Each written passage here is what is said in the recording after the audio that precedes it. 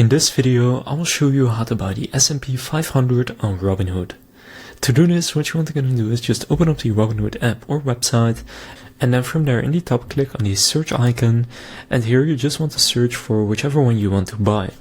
So personally, for example, I want to buy the Vanguard S&P 500, which is quite a popular one. So you can just search for whichever one you want. Also, if you search S&P 500, you will see a bunch of them, but many of them are very similar. In this case, I will go with the Vanguard S&P 500 ETF. So you're just going to click on the one you want to buy.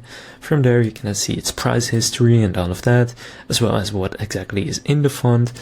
For example, also the top 10 holdings. For example, Nvidia is over 8% as of July 31st. Now, if you then want to go and buy it, what you will then want to do is click on trade. Now, currently my account is still under review, but if you click trade, you can then set a buy order with the money that you have in your Robinhood account. You can also set up a recurring buy if you want, but the most simple option is just a market order, which means it will execute at the current price that the market thinks it's worth. So that's how you can buy the S&P 500 on Robinhood. If this video was helpful, please consider leaving a like and subscribing to my channel. With that being said, I will see you in the next video.